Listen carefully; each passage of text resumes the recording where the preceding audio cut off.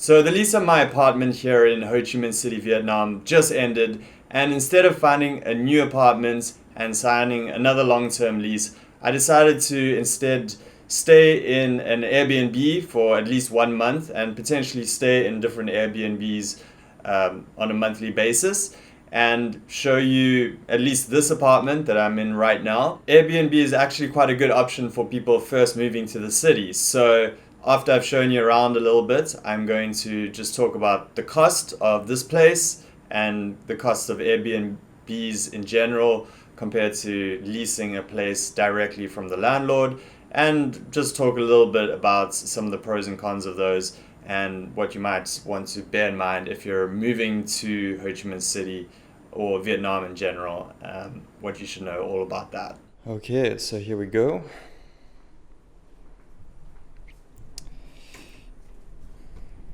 Close this behind me. Okay, so let's just start here with the view. I really like the fact that there's a nice view out here with a lot of green, nice little stream down there, and just being able to like step out and get down to that little walkway. It's really nice.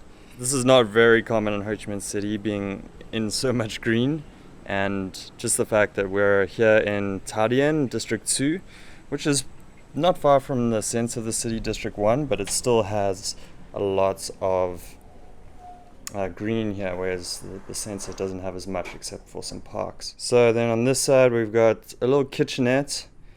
It's kind of small and cute, but it's got like everything we need up there, pots and pans, and cupboard space too. It's got 2 stoves. Sometimes places in Vietnam only have 1 stove top. The microwave, big fridge, which is nice. Sometimes also small fridges in small places. And then over here we've got just a little desk area and a TV, so you can kind of sit on the couch there and watch TV. I don't know, I think it would be better in the bedroom, but it's okay. Okay, and then we've got the bedroom here. There is a nice bed. It's again kind of small, but it's got cupboard space, little compartments, and bedside table. Just nice and clean, modernish design. And bathroom is also nice finishings and nice shower.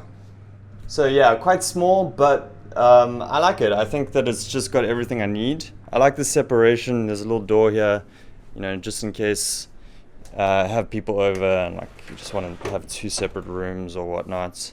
And yeah, when the curtains are closed, it feels very small. It is small, all right, so it's actually quite little.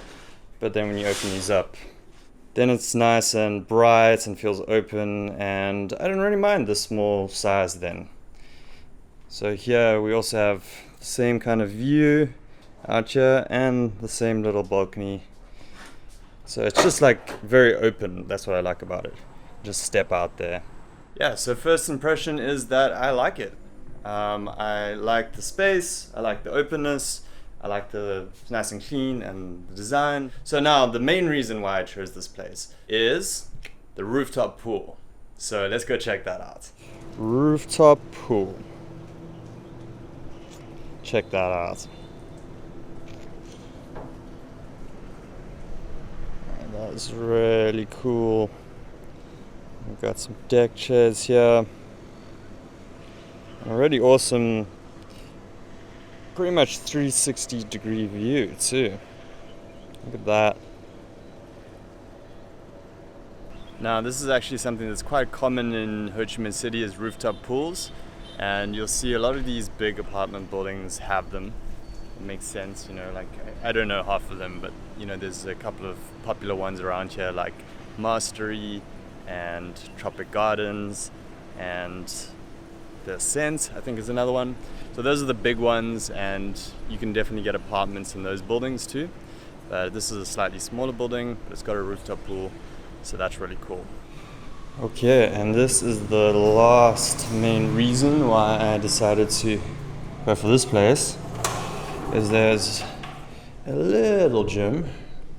And so it's not really a gym. I'm not really interested in these. I'd rather go like outside and exercise, but this machine is pretty legit. You can do pretty much everything for upper body you need to do, like chest and back with that. I've been out of the gym for a while, so I'm just trying to get back into the habit of it. This is not really like what I'd ideally want out of a gym, but just the fact that it's downstairs and I can literally pop down, start getting some resistance training going, and then I'll find a better gym later, but it's just to get back into the habits. But yeah, that's pretty nice. Okay, so how much does this apartment cost? Well, on Airbnb, it was around $650. So plus the Airbnb service fee, so it came to about $715 for 1 month. And there was, I think, a 35% off for the month stay. It was going to be $1,000. So before anyone freaks out, because I know whenever I've made an apartment video, everyone says stuff like, oh, you pay too much, you're getting ripped off as a foreigner, blah, blah, blah, blah, blah, blah. So yes, okay, first of all, that is more than you would pay if you just rented directly from a landlord. Obviously, like if you get a long-term lease, it gets cheaper and cheaper. So sometimes in Vietnam, you can get as short as 3-month leases. You can get 6-month leases are quite doable. Negotiate if they say they want only 1-year lease, you can usually get a 6-month lease. 1-year leases, you can usually get a good deal, and that would knock off, a couple $100 off the price of this place. It is quite small. You can get something bigger for the same price. You can get this for cheaper.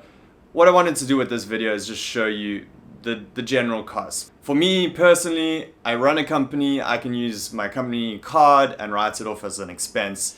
But of course, if you are wanting to stay here for a longer time, you want to get a better rate, that's totally fine. Don't get all upset about this. Okay, with that aside, I think it's really cool as a way to get started in Vietnam when you're first arriving here. Get an Airbnb. You don't have to get something with a rooftop pool or like the little gym downstairs. You can get something simple, even a little bit bigger than this for maybe $400-500 for your first month for something nice in a nice area too. You can get cheaper and cheaper areas. It all depends. Just go on Airbnb, have a look what you're looking for, see what area you want to be in. Like for example, if you're coming to do our TESOL course in Ho Chi Minh City, you'd want to be near to where we're doing the course. It's a nice way to start. So there are other factors like, as I mentioned, this is Tha Dien. Might be a bit more expensive here in District 2 in Tha Dien than it is in certain other districts. Stuff surrounding District 1 is still really cool and happening, but it's a little less expensive, like Bintan or Phu Nhang district. Have a look at one of the maps and just see what these districts are around District 1.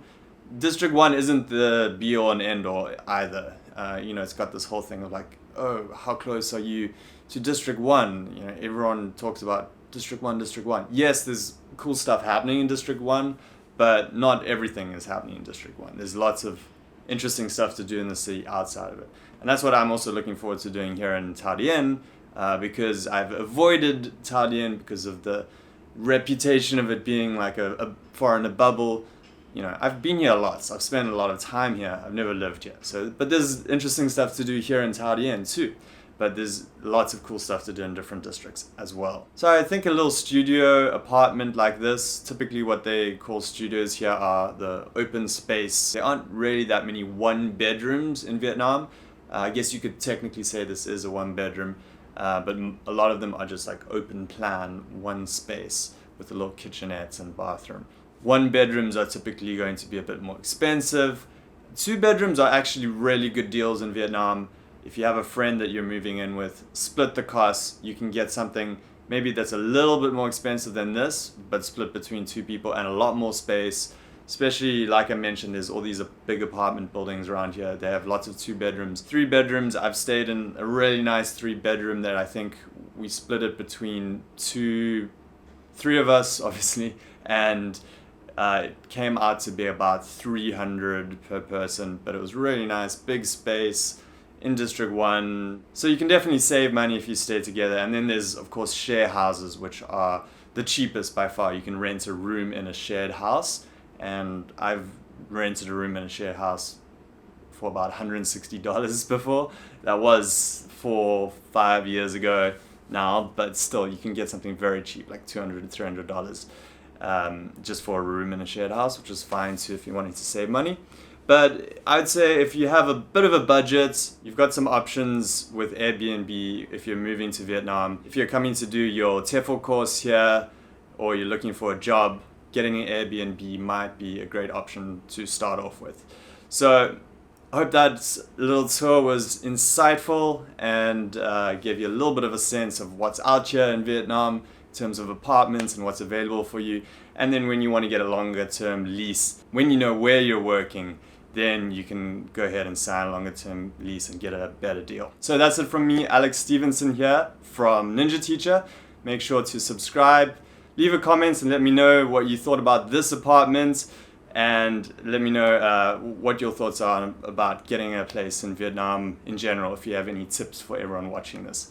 Okay, so I'll see you in the next video. Subscribe and I'll see you then. Bye.